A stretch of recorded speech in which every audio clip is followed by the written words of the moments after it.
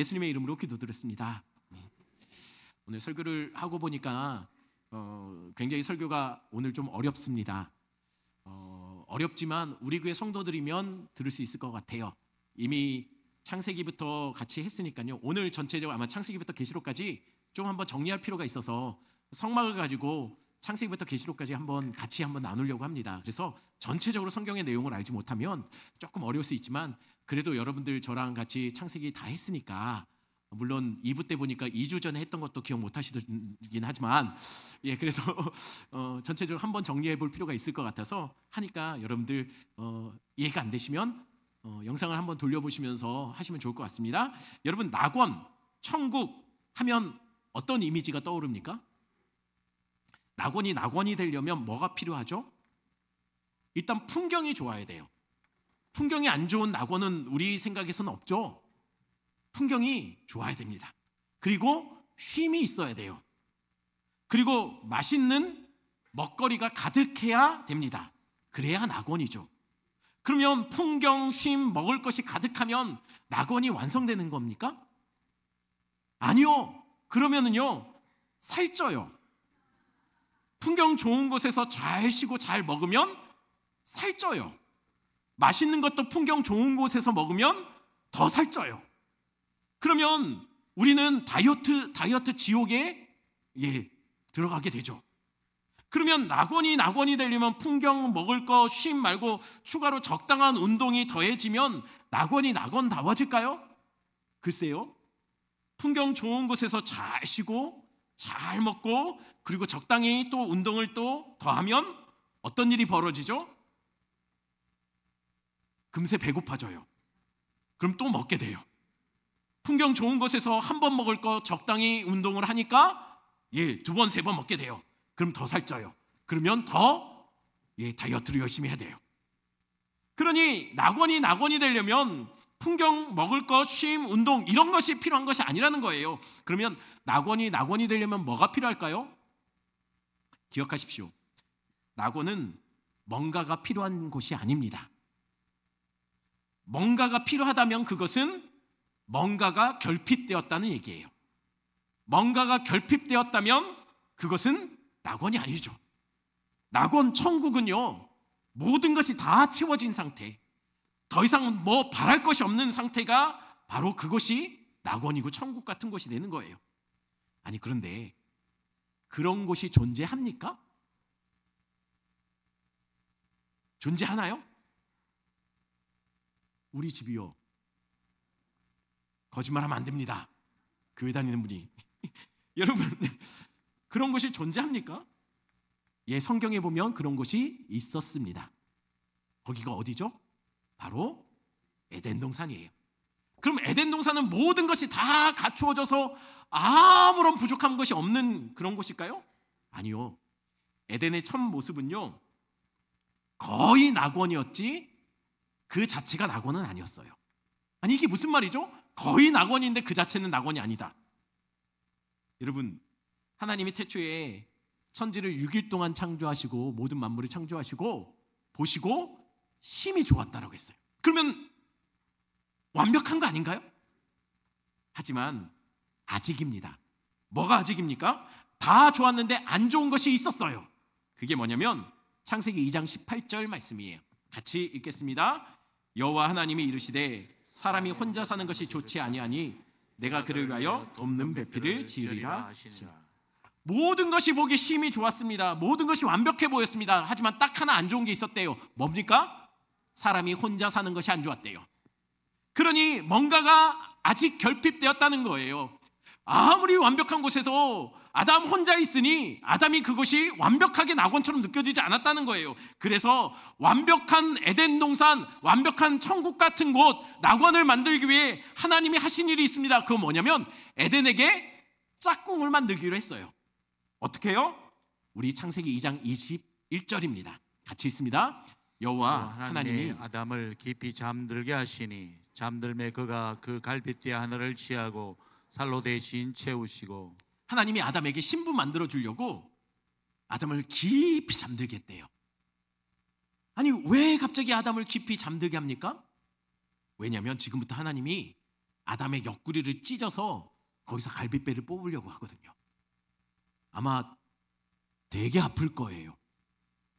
큰 수술이 될 겁니다. 그래서 하나님이 먼저 수면 마취하려고 깊이 잠들게 했나 보네요. 맞습니까? 아니에요. 이거 제가 여러 번 얘기했어요. 여기서 하나님이 깊은 잠을 들게 했다라는 여기서 깊은 잠은 원어로 탈데마입니다. 이 단어가 성경에 딱 7번 쓰여요. 근데 이 7번이 모두 다 그냥 잠든 것이 아니에요. 하나님이 잠들게 하신 거예요. 이건 언약과 관련해서 쓰이는 단어예요. 보통의 그냥 잠이 아니라는 거예요. 그러면 보통의 잠이 아니면 무슨 잠이죠? 이건 잠보다 사실은 죽음에 가까운 거예요. 말하자면 코마 상태 같은 상태. 마취처럼 아무 감각도 없고 깨어나 보니 기억조차 없는 그런 잠 아니에요. 이 잠은 마치 가위에 눌린 듯 그냥 굉장한 두려움과 공포에 완전히 묶여서 사로잡힌 상태. 내 힘으로는 어쩔 수 없는, 빠져나올 수 없는 그 죽음과 같은 상태. 그 죽음 그 자체를 탈데마라고 말합니다. 그러니 하나님이 거의 낙원이었던 그 에덴을 낙원 그 자체로 만들기 위해 하나 부족했던 것, 아담 혼자 사는 것이 부족해 보였는데 그것마저 다 완벽하게 채우기 위해서 하나님 어떻게 하십니까? 아담을 고통과 두려움을 동반한 죽음과 같은 상태로 몰아가세요. 그리고 그 옆구리를 찢습니다. 그리고 그 옆구리를 통해서 그의 신부를 뽑아내세요. 그리고 하나님이 그 둘을 앞에 세워놓고 인류 최초의 결혼식을 거행하며 이렇게 주례사를 전합니다. 창세기 2장 24절. 제가 있습니다. 이러므로 남자가 부모를 떠나 그의 아내와 합하여 둘이 한 몸을 이룰지로다. 인류 최초의 주례사가 이렇게 짧았어요. 참 주례 선생님 참 멋진 선생님이죠.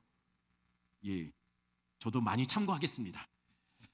신랑은 부모를 떠나서 신부와 합하여 한 몸 이룰지니라 하나님이 주례사로 선포합니다. 여자가 부모를 떠나는 게 아니에요.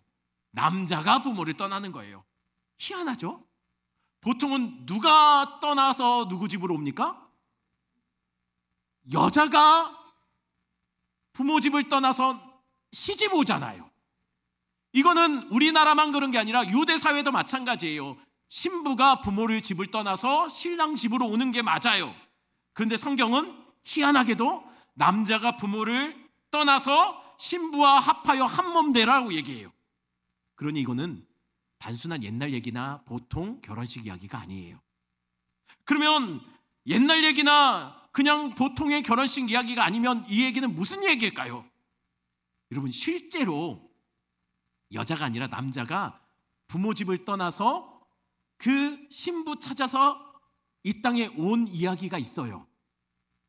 여자가 아니라 남자가 신부를 찾아서 한 몸 이루기 위해서 그 부모 집을 떠난 그 이야기가 있다는 거예요. 그게 무슨 이야기죠? 바로 신약 성경 이야기예요. 신약 성경을 요약하면 간단히 말하면 이거예요. 신랑 되신 예수님이 하늘 보자 아버지 집을 떠나서 이 땅에 오십니다. 왜요? 그의 신부들을 찾아서요. 그의 신부들을 찾아서 영적으로 언약적으로 한 몸 이루는 결혼식을 해서 아버지 집으로 데려가려고요. 한 몸으로 부둥켜 안고 데려가려고요. 그런데 문제는 그 신부들이 정결하지 않은 거예요. 신부가 될 수 없더라는 거예요. 그래서 그 신랑 대신 예수 그리스도가 어떻게 합니까?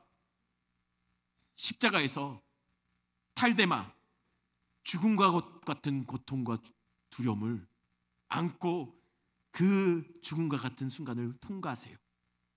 그걸 위해 우리 주님이 그 옆구리를 찢어 보혈을 터뜨립니다. 그 찢어진 옆구리, 그 보혈로 그의 신부들이 거룩하게 죄성이 다 덮여지고 죄악이 덮어지고 주님의 거룩한 신부들인 교회로 탄생하게 되는 거예요. 그게 바로 오순절에 일어난 예루살렘 교회의 첫 시작을 말하는 거예요. 그 전에 예수님이 옆구리를 찢으셨다는 거예요. 그렇게 하심으로 하나님은 그 보혈로 부족한 죄악 많은 그 성도들을 교회 삼아 그 덮으시고 온전히 연합하여 하늘 아버지 집으로 갑니다. 그래서 새 예루살렘이 완성되는 것이 바로 어린 양의 혼인잔치를 통해서 드러나는 거예요. 그것이 최초의 결혼식인 아담과 하와의 연합 속에 담겨있는 진짜 메시지라는 거예요. 그런데 창세기에 그 신랑과 신부로 연합한, 그래서 완성된 것처럼 이제는 아무런 부족함이 없어 보이는 낙원에 문제가 생겨요. 문제가 어떤 문제죠? 죄가 그 속에 끼어들어간 겁니다. 죄가 에덴에 들어오자 연합된 것처럼 보였던 아담과 하와의 관계 속에 균열이 생겨요. 근데 실제로는 이게 문제가 아니에요. 진짜 문제는 하나님과 아담과 하와 이 인생들과의 관계 속에도 균열이 생겨요. 어떤 균열입니까? 그 전까지는 연합된 줄 알았는데 죄가 들어가자 남자가 여자가 서로 부끄러움을 느끼고 감추고 가리고 숨어요. 이건 하나님 앞에서도 마찬가지예요. 하나님의 낯을 피해 사람들이 숨고 도망치고 하나님의 임재 앞에 벌벌 떱니다. 왜요? 죄의 삭은 사망이니까. 죄는 하나님과 사람 사이를 단절시킵니다. 감히 하나님 앞에, 그 임재 앞에 사람으로 하여금 설 수 없게 만드는 것이 죄예요. 그러니 정확하게 말하면 하나님이 범죄한 인생들을 에덴에서 쫓아내신 것이 아니라 범죄한 인생들이 그들의 삶에서 하나님을 밀어내버린 거예요. 하나님을 그들의 인생에서 쫓아내버린 거예요. 그 결과로 나타난 것이 실낙원. 그들은 에덴에서 결국은 추방되는 모습으로 나타난다는 것이죠. 아담과 하와가 더 이상 에덴에 살 수 없게 됐어요. 왜냐하면 에덴이 뭡니까? 에덴은 하나님의 임재가 있는 하나님의 나라예요.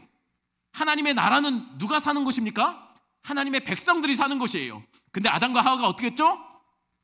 하나님처럼 돼서 선과 악을 자기가 판단하겠다고 한 거예요. 자기가 스스로 왕이 되겠다고 한 거예요. 그러니 하나님의 나라 백성이 아니기로 한 거죠. 그래서 그들은 에덴에 살 수 없게 된 겁니다. 그러면 하나님은 아담과 하와를 에덴에서 내쫓으시며 그냥 내보내셨나요? 그 전에 한 일이 있어요. 뭡니까? 벌거벗어서 그 죄악의 부끄러움을 안고 있는 그들에게 하나님은 가죽옷으로 그들을 덮어주세요.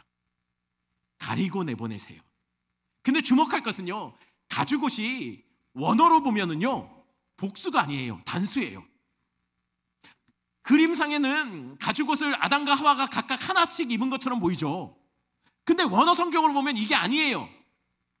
하나의 가죽으로 덮어주신 거예요.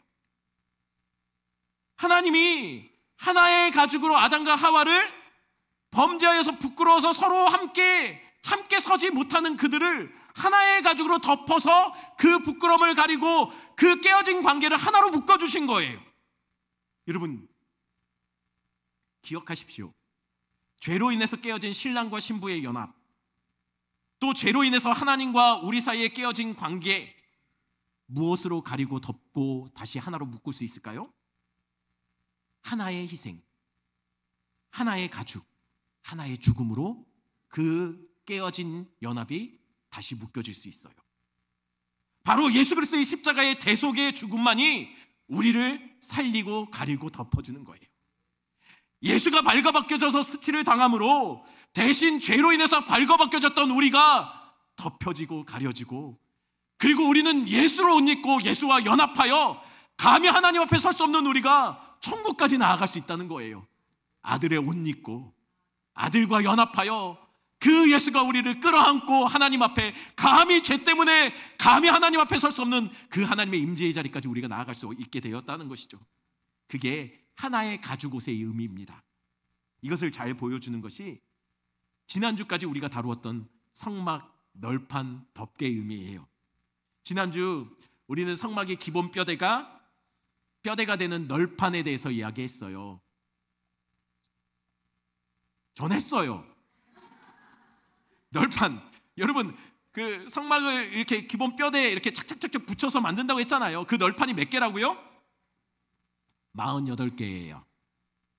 근데 이 널판을 설명하면서 재밌는 것은 원어 성경으로 보면 이게 곳곳에 반복해서 갈비뼈를 계속 집어넣어서 설명해요. 아니 왜 굳이 성막의 뼈대를 얘기하는데 널판 48개를 갈비뼈인 것처럼 묘사해서 설명할까요? 이게 마치 성막을 이루는 갈비뼈, 그 안에 장기를 보호하는 갈비뼈처럼 이게 착착착착 껴 맞춰서 한 덩어리처럼 만들어 놨다는 거예요. 그런데 사람의 갈비뼈가 몇 개라고요? 24개예요. 못 믿는 얼굴로 쳐다보시려면 지금 세보세요. 만져지거든요. 24개예요. 24개인데 이 널판이 바로 정확하게 사람 숫자 갈비뼈보다 2배예요. 이게 무슨 의미일까요? 다시 말합니다. 에덴 동산이 어떻게 완벽한 에덴 동산 성전이라고도 말해요. 왜냐하면 하나님 임재가 있기 때문에. 에덴 동산, 이곳이 천국 같은 이곳이, 천국을 묘사하는 그곳이, 이 성전을 묘사하는 이곳이 어떻게 온전히 완성됐습니까?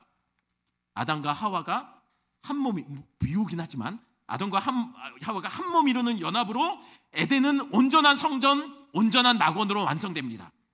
그러면 죄로 인해 실낙원한 우리는 어떻게 하나님의 성전, 하나님 잃어버린 낙원을 다시 회복할 수 있을까요? 예수 그리스도와 그의 신부들인 우리가 한 몸 이룰 때 우리 안에 성전이 완성되는 거예요. 그리고 나중에 우리가 천국에서 어린 양의 혼인잔치에 그 신랑 되신 주님과 교회인 우리가 연합해서 새 예루살렘이 완성되는 거예요. 여러분, 그것을 의미하는 의미에서 신랑과 신부의 연합, 예수 그리스도와 그의 백성들이 연합, 그것을 말하는 48개의 갈비뼈 같은 뼈대 널판을 그것을 그렇게 연결시키라고 얘기했다는 것이에요. 그 48개가 바로 성도와 그리스도의 온전한 연합을 의미하는 그 비밀을 담고 있다는 것이죠. 그런데 죄로 깨어진 신랑과 신부의 연합, 문제는요, 그렇게 연합하면 됩니까? 우린 죄인인데. 죄를 져서 신부될 자격이 없는 우리를 예수 그리스도가 그냥 연합하면 됩니까? 아니요. 범죄한 아담과 하와를 하나님 어떻게 하셨습니까? 둘을 하나의 가죽으로 덮어서 둘을 다시 묶었다고 했어요. 마찬가지입니다. 48개의 그 널판, 예수님과 우리 연합을 의미하는 그 48개의 널판에 하나님께서 무엇으로 덮어서 완전히 가리라고 말합니까? 2주 전에 했어요. 덮개. 그 덮개가 의미하는 게 뭐라고요? 마치 죄로 인해 쫓겨난 아담과 하와를 하나님께서 하나의 가죽으로 덮어서 그들을 하나로 연결시키고 그 수치스러운 것을 덮고 가리웠던 것처럼 죄로 하나님과 원수된 우리를 예수님이 우리를 끌어안고 그의 피로 덮어주셨다는 거예요. 그게 48개의 성막의 뼈대를 덮고 있는 4개의 덮개의 의미예요. 그런데 이 4개의 덮개가 4개지만 사실은 그 4개가 다 뭘 나타낸다고요? 예수 그리스도의 십자가와 영광을 나타낸다고 했어요. 이 4개지만 실제로는 하나의 예수 그리스도를 말한다는 것을 우리가 같이 2주 전에 살펴봤습니다. 이게 지난주까지 얘기했던 성막과 뼈대, 그 덮개 얘기입니다. 여기까지 잘 쫓아오고 계시는 거죠. 감사합니다. 복 받으실 겁니다. 그러니 우리는 지난주에 몇 주 동안 우린 뭘 봤냐면 성막 울타리 안에 있는 이 성막의 텐트 부분을 본 거예요. 텐트에 덮개 받고 뼈대 받고 널판 받죠. 그리고 그 안에 있는 기구들 중에 우리가 분향단만 빼고는 떡상, 언약궤 이런 것들을 봤어요. 그런데 우리가 안 한 것이 있습니다. 뭐냐면 이 텐트 안에는 이렇게 천을 늘어뜨려 놓은 이걸 휘장이라고 하거든요. 휘장이 2개 있어요. 근데 이렇게 보면은 휘장이 2개가 안 보이죠. 그래서 제가 그 위에 덮개 뚜껑을 열어봤어요. 열어봤더니 이렇게 됩니다. 이렇게 놓고 보니까 2개의 텐트가 덮개가 보이는데 제가 하얀색 박스로 표시했어요. 이게 2개의 휘장입니다. 성막 안에는 2개의 휘장이 걸려 있어요. 그런데 여러분, 2개의 휘장, 먼저 앞쪽에 있는 휘장을 뭐라고 부르냐면 이 앞쪽에 있는 휘장은 성소의 휘장이라고 말합니다. 왜냐하면 이 휘장을 지나서 안으로 들어가면 뭐가 나옵니까? 성소가 나오기 때문이에요. 밖은 마당이에요. 이 휘장을 지나면 성소가 되는 거예요. 여러분, 그러면 이 휘장의 역할은 성소와 마당을 구분하는 역할이 되고 또 성소로 들어가는 문이 되는 거예요. 출입구가 되는 거예요. 그러면 이 휘장을 지나서 안쪽 성소에 들어갈 수 있는 사람들은 누구죠? 아무나 다 들어갈 수 있습니까? 마당은 유대인들이면 누구나 들어갈 수 있습니다. 하지만 이 성소 첫 번째 휘장을 지나서 들어갈 수 있는 사람은 아무나 못 들어가요. 제사장들만 들어갈 수 있어요. 그러면 두 번째 휘장은 어떨까요? 두 번째 휘장은 이름을 지성소 휘장이라고 해요. 지성소의 휘장. 왜냐하면 이 휘장을 지나서 안쪽으로 들어가면 지성소가 나오기 때문입니다. 그러니 이 지성소 휘장은요, 지성소로 들어가는 입구가 되고 또한 성소와 지성소를 가르는, 말하자면 하나의 경계선이 된다는 거예요. 그러면 지성소는 이 두 번째 휘장을 지나서 안쪽으로 들어갈 수 있는 사람은 누굴까요? 제사장은 다 들어가나요? 아니에요. 이 안으로 들어갈 수 있는 사람은 대제사장만 들어갈 수 있어요. 그것도 매일 들어갈 수 있는 게 아니고 1년에 딱 한 번 대속죄일에만 희생의 제물에 피를 들고 들어갈 수 있어요. 만약에 허락되지 않은 시간에 이 피를 들고 가지 않는다면 어떻게 됩니까? 즉사한다고 해요. 왜 즉사하죠? 하나님이 계시는 곳은 거룩한 곳이에요. 부정하거나 죄가 용납되지 않아요. 그러니 하나님이 계신 그 거룩한 임재를 부정한 것이 들어와서 그것을 오염시키려면 하나님의 거룩이 그들을 쳐서 죽인다라고 성경이 나와요. 그러니 그곳은 죄가 허용될 수 없고 아무나 못 들어온다는 거예요. 그런데 이번에는 한번 널판까지 한번 덮개뿐만 아니라 가운데 옆에 뼈대를 만들었던 그 널판도 한번 빼고 보겠습니다. 이렇게 빼고 보는 이유가요, 앞에 있는 성소 휘장과 뒤에 있는 지성소 휘장 두 개를 비교하기 위해서예요. 자, 비교해보니 다른 게 보이죠? 앞에 휘장과 뒤에 휘장의 차이점이 뭡니까? 먼저 기둥의 숫자가 달라요. 앞에 성소의 휘장은 기둥이 몇 개입니까? 5개. 뒤에는요? 4개예요. 왜 차이가 있을까요? 혹시 이 성막이 이렇게 안쪽으로 들어갈수록 좁아질까요? 아니요, 정확하게 직사각형이에요. 근데 왜 뒤는 4개고 앞은 5개일까요? 그 이유는 간단합니다. 몰라요. 성경에서 말하지 않아요. 유대 전통에도 없어요, 그런 설명이. 그러니 모르는 건 모른다고 해야 돼요. 성경에서 안 알려줬는데 우리가 굳이 추측할 필요는 없어요. 유대 전통에서도 그거를 뭐라고 설명하지 않아요. 그러니 그냥 모르면 모른 대로 해야 돼요. 하나님이 안 알려줬으면 우리에게 알 필요 없다는 얘기예요. 그런데 굳이 이것을 이렇게 말하는 학자가 있어요. 앞에 5개의 기둥은 모세 오경이다. 뒤에 4개는 뭐다? 사복음서다. 오, 그럴듯하죠. 혹시 이게 그럴듯하다고 느껴지시는 분은 누군가 외부에서 같이 성경 공부하자고 하면 따라가지 마세요. 못 돌아와요. 여러분, 성경에서 말하지 않고 있다면 우리가 알 필요가 없는 거예요. 굳이 유대의 전통에서도 이거는 이런 식으로 해석하고 있지 않다면, 그런 것이 없다면 그냥 놔두면 돼요. 만약에 우리가 알아야 된다면 하나님은 성경에서 우리를 알려주셨을 거예요. 그러니 이건 그냥 기둥이다라고 생각하고 넘어가면 될 것 같아요. 그럼 기둥 숫자 말고 다른 것이 또 없나요? 우리 32절, 37절. 우리 이것은 읽지 말고 말씀만 띄워놓고 한번 보겠습니다. 또 다른 게 있어요. 뭐가 다르죠? 지성소 휘장의 받침대는 뭡니까? 그 기둥을 받치는 받침대가 은이라고 해요. 성소의 휘장의 기둥 5개의 받침대는 뭡니까? 놋이에요. 이것은 뭘 의미할까요? 놋은 성경에 곳곳에 나와요. 놋이 갖고 있는 이미지가 뭐냐면 놋은 심판을 의미해요. 왜 심판을 의미하냐면 성전과 성막의 제물을 불태우는 제단이 놋으로 만들어졌어요. 이 제단은 하나님의 심판의 상징이거든요. 죄를 용납하지 않는, 다 불살라버리는 하나님의 분노하심을, 그것을 담고 있는 것이 이 놋제단이에요. 그리고 모세가 광야에서 심판받음의 상징으로 뱀을 장대에 매달아 놔요. 나무에 달린 자마다 하나님께 저주받은 거라고 했는데 이 뱀이 뭘로 만들어졌죠? 놋으로 만들어졌어요.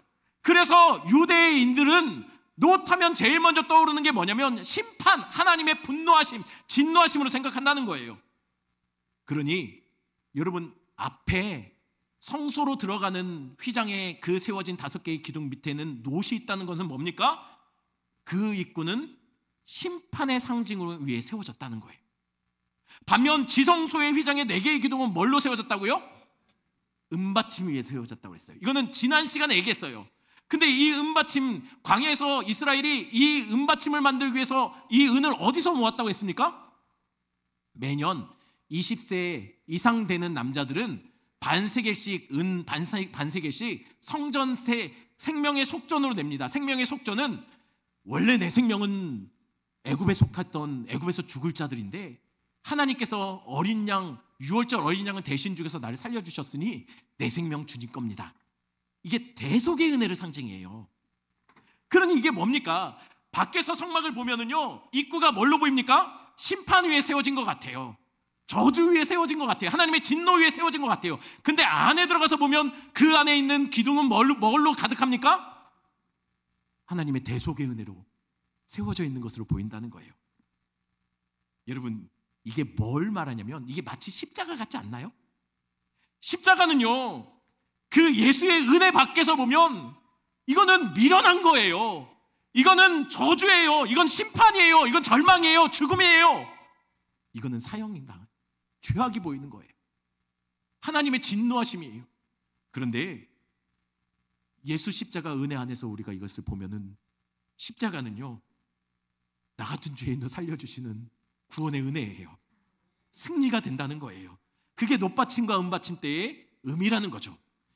그리고 2개의 휘장이 또 한 가지 다른 게 있습니다. 뭐가 다릅니까? 앞과 뒤 딱 봐도 모양이 달라요. 왜 다를까요? 재료가 다를까요? 아니요, 재료는 똑같아요. 재료는 청색, 자색, 홍색실 가는 배실입니다. 하지만 다르게 수놓으라고 했어요.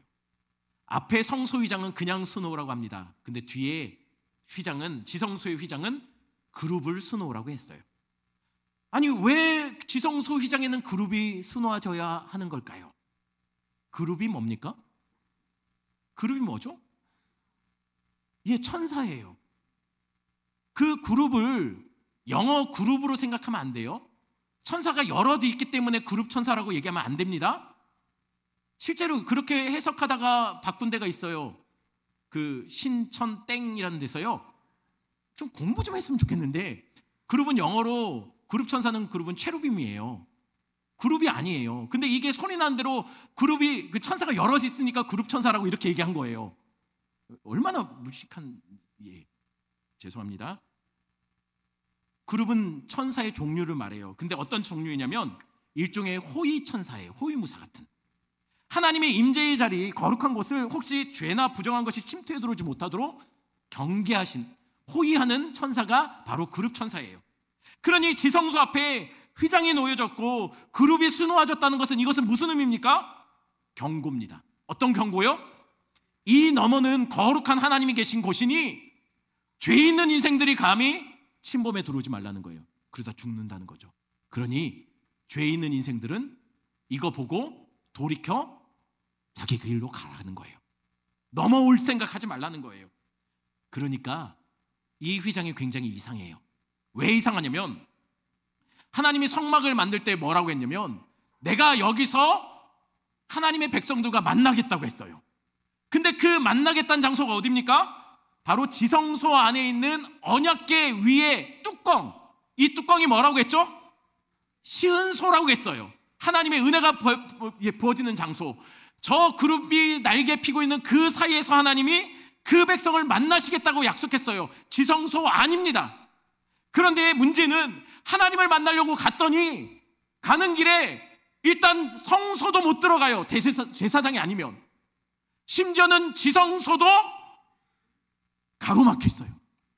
휘장으로 막혀 있어요. 길이 막혀 있어요. 심지어는 그룹을 수놓아서 경고하고 있어요. 죄 있는 인생 들어오지 말라고요. 돌아가라고요. 넘어오면 죽는다고요. 하나님이 그 백성 만나시겠다고 했는데 정작 가보니 길은 없고 끊겼고 그 길에는 경고문만 붙어 있다는 거예요. 그러니 이건 만나겠다는 겁니까? 안 만나겠다는 겁니까? 안 만나겠다는 거잖아요. 이건 마치 그거와 같아요. 아담과 하와가 범죄했을 때, 에덴에서 쫓겨날 때 하나님은 유일한 동쪽 에덴의 문을 뭘로 막아 놓으셨습니까? 그룹과 불칼로 막아 놨어요. 아담과 하와는 하나님을 다시 경험하고 싶고, 깨어진 하나님께 다시 돌아가고 싶고, 그 에덴을 경험했던 그 풍성함을 다시 경험하고 싶어서 아마 수차례 에덴으로 가려고 했을 거예요. 그때마다 번번이 돌이켜 나와야 됐을 거예요. 왜요? 그곳에는 그룹이, 불타는 칼이 지키고 있었기 때문이에요. 여러분, 그러면 우리는 어떻게 성전을 완성하고 천국을 경험할 수 있을까요? 길이 막혔어요. 돌아갈 길이 없어요. 죄인들에게는 길이 없어요.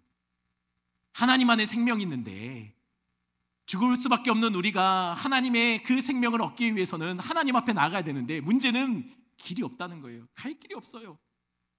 어떻게 하면 우리는 천국을 경험할 수 있을까요? 어떻게 하면 우리는 생명을 얻을 수 있을까요?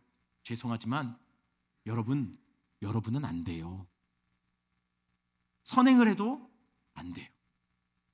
여러분이 열심히 종교 생활을 하고 금욕적인 삶을 살아도 범죄한 인생들은 그들에게 주어질 천국은 없습니다. 왜요? 길이 막혔거든요. 죄인들에게 천국에 거할 수 있는 자리는 없습니다. 그러니 우리는 결국 돌이켜 가시덤불과 엉겅퀴 세상에 던져져서 평생 수고하고 애쓰고 살아야 합니다.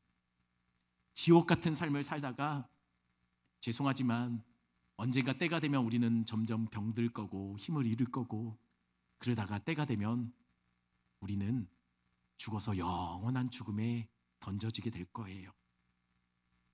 왜냐하면 길이 끊어졌거든요.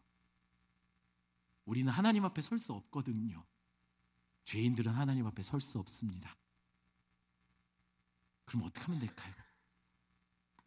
그런데 반전이 일어나요. 어떤 반전입니까? 우리 32절 말씀 보겠습니다. 32절 같이 읽습니다. 금갈고리를 내 기둥 위에 늘어뜨리되 그 내 기둥을 조각목으로 만들고 금으로 사서 내 은 받침 위에 둘지며. 여기서 이 지금 방금 전에 읽었던 32절은 지성소에 그 지성소 휘장 걸어놓는 걸 말하는 거예요. 금 갈고리로 휘장을 4개의 기둥에 걸어놓으라는 거예요. 무슨 말이냐면 4개의 기둥에다가 휘장을 걸어놔야 되는데 뭘로 걸어놓냐면 갈고리를 만들어서 꿰서 걸어놓으라는 거예요. 기둥에다가 고정시켜서. 우리가 생각할 때 여러분들 이거를 마치 커튼 걸어놓는 후크 같은 거, 목 같은 걸로 생각하시면 돼요. 하나님이 내 기둥에 갈고리를 연결해서 그 갈고리로 그 휘장을 매달아 놓으라고 얘기해요. 그런데 갑자기 이 휘장이, 그렇게 매달아 놨던 휘장이 찢어져요. 그것도 위에서부터 아래로 찢어져요. 실제로 유대 전통에 그게 찢어졌다는 이야기들이 나와요. 전해지는 말에 의하면, 여러분, 이 휘장은 두께가 어느 정도냐면 천인데 최소 10cm라고 해요. 천이 최소 10cm면 얼마나 두껍겠습니까? 그래서 양쪽에서 황소가 당겨도 이거는 찢어지지 않을 정도로 굉장히 튼튼한 휘장이었어요. 그런데 그 튼튼한 휘장이 아래서부터도 아니고 위에서부터 쫙 갈라졌다는 거예요. 아니 이게 가능합니까? 성막의 천장이 높이가, 성전에 걸어놓은 성막이 높이가 이 정도 이상 됐을 거예요. 손이 안 닿아요. 손이 안 닿는데 어떻게 위에서부터 찢어질 수 있죠? 황소가 잡아매도 끌어도 찢어지지 않는 휘장이. 그러니 이건 누가 봐도 누가 찢은 겁니까? 사람입니까? 아니요, 하나님이 찢으신 거예요. 내 기둥에 갈고리로 매달아 놨던 휘장이 갑자기 위에서부터 아래로 찢어졌어요. 언제 찢어졌죠? 예수가 십자가의 못에 박혀 나무에 매달려 마지막 숨을 거두시는 그 순간 성경은 휘장이 위에서부터 아래로 찢어졌다라고 말해요. 그런데 이때 찢어진 휘장을 성경은 이렇게 말합니다. 히브리서 10장 20절 말씀, 우리 한 목소리로 크게 읽겠습니다. 그 길은 우리를 위하여 휘장 가운데로 열어놓으신 새로운 살 길이요 휘장은 곧 그의 육체니라. 4개의 기둥에 갈고리로 매달아서 걸어놨던 휘장이 사실은 뭐라고 말합니까? 십자가에 못 박아서 매달아놨던 예수 그리스도의 몸이 바로 휘장이었다는 거예요. 근데 그 예수의 몸인 휘장이 위에서부터 아래로 찢었어요. 이게 누가 찢었다고요?